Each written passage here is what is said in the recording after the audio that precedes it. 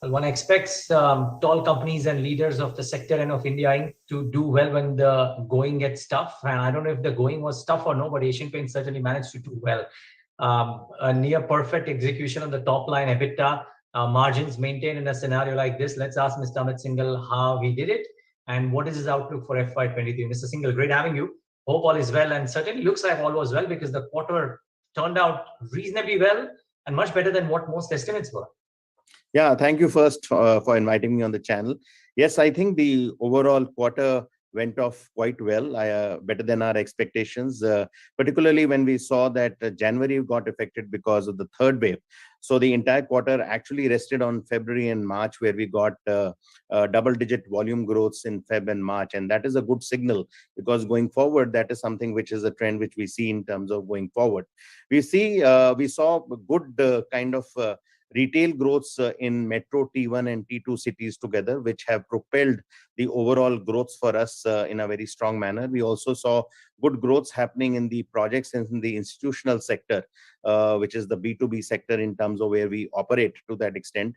And I think these were clear indicators which we got basically in terms of looking at propelling the top line, where we ended close to about 20% in terms of the value growth and about 8% in terms of the volume growths, which have kind of come into that extent. So I think these were the clear reasons in terms of really propelling the revenues in terms of what we saw, despite a tepid January in terms of what we saw, which was really affected by the consumer sentiment being low to that extent. But I think Feb and March really gave us a hope and really kind of delivered to us in terms of giving these revenue numbers. Yeah, can I just squeeze in one more follow-up question there? So, it would be wrong to compare sequentially because OND also had the festive season and no COVID impact versus JFM. So my question really is that now that we seem to be truly open up, there are no disruptions out there. Sentiment seems to be strong based on what other companies are telling me as well. Is this momentum looking like continuing on the volume growth numbers, Mr. Singhal? So I believe so that this momentum should continue. The only thing which we felt that there was a little bit of a crunch in Q4 was that the price hikes which we had taken basically had a little bit of impact with respect to the economy set of products which were there to that extent, because the price elasticity there is limited, and that is what we saw in terms of the T3, T4 cities, where possibly people kind of postponed some of their purchases, or they downgraded their premium and luxury products to the economy products to that extent. But overall, given the sentiment and I would say largely a pent-up demand of the last 2 years to some extent, we feel that I think the coming quarter should be very strong in terms of consumer demand. The only party spoiler can be the inflation in terms of going forward, where we are seeing that how we can balance the overall price increases we take to that extent so that we are not able to upset the demand which is kind of coming. But I think reasonably confident given the Feb-March trends of double-digit volume growth that this should kind of continue into quarter 1. So are you saying that you will take some more price hikes in this quarter? We have already taken 2 price hikes, one on 1st of May, the second on 1st of June, totaling up to about 2%, which is there already. But I think we will keep on calibrating the price increases going forward so that we balance the consumer demand as well as keep our promise in terms of giving a certain set of PBDIT margins in a certain band. Sure. And did I hear you say that economy outperformed premium per se because people may have downgraded it? Because it's in contrast to what happened in 3Q, I presume. 3Q, I think premium outperformed economy. So I would say it was both sets did relatively okay. It's just that when you look at the T3, T4 cities, there I think economy was down to some extent given the fact that people postponed their purchases. And in T1, T2 and metro cities, what we saw was that there was also some downtrending from the premium and the luxury products to that extent. But I would say in the end, both economy and premium have grown to that extent. Possibly the differences which we have seen in the other quarters was a bit lesser. Okay. Just also trying to understand, because the input cost pressures must be very volatile. And some companies are saying that they've seen a bit of a peak and a bit of cooling off for their input costs as well. What's been your experience, or is it just too volatile to be able to call it a trend as of now? So what we saw was Q4 was actually stable with respect to the overall inflationary pressures, because the maximum pressures of inflation, I think we had seen in Q2 and Q3, which were there to that extent. In fact, as far as the inflation in Q4 was just about 1% overall to that extent.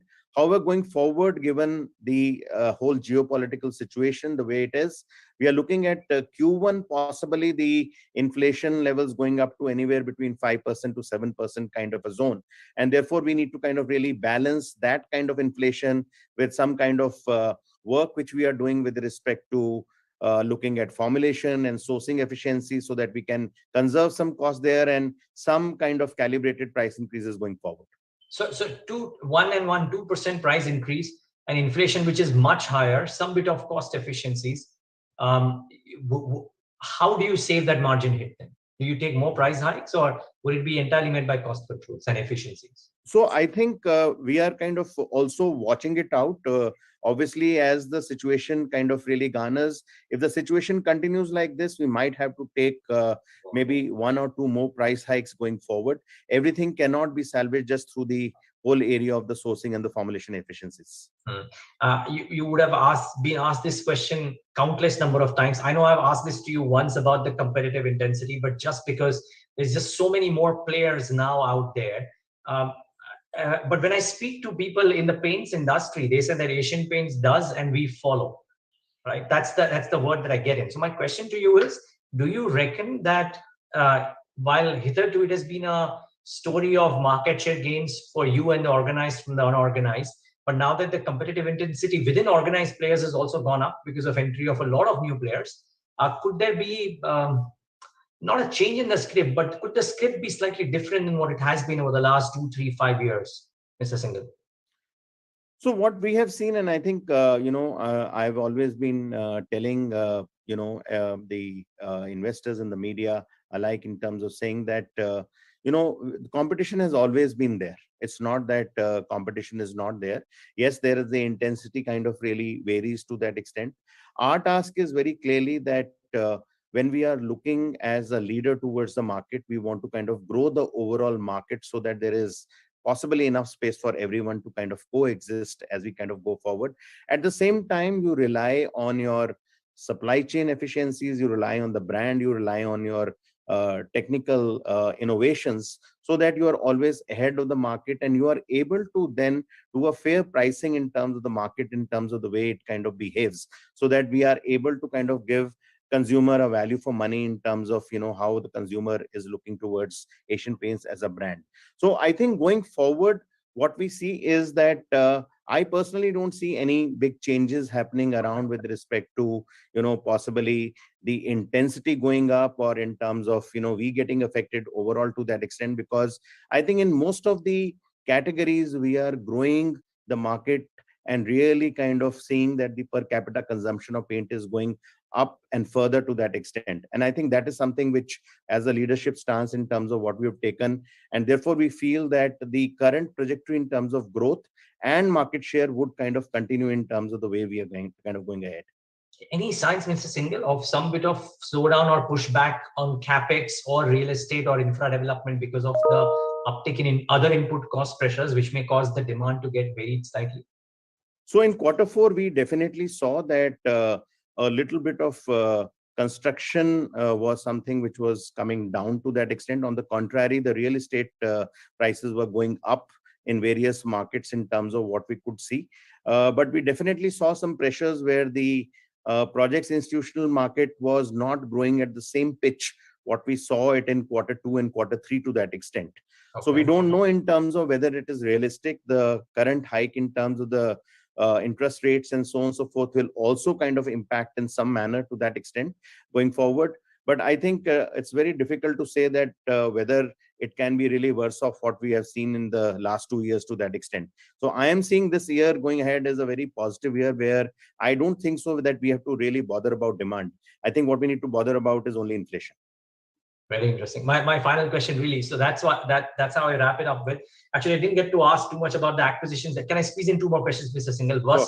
Very quickly on the 2 acquisitions that you did, and this whole thing of getting within the space and not just on the walls. It's still a very small thing, but you slowly chipping away by making some fairly interesting inorganic moves as well.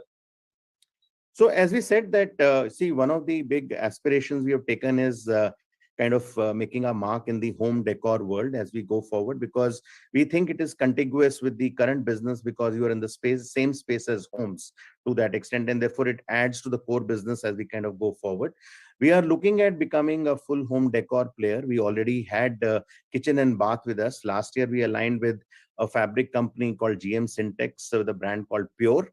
And this year we have taken White Teak, which is a lighting company. We've taken Weather Seal, which is a company into UPVC doors and windows kind of a zone. And we have a range of furniture and rugs and so on and so forth. So our endeavor is to kind of offer customers decor under one roof through our beautiful home stores, which are there across the country, which we are possibly increasing from the current 29 to about 70 stores in the current year.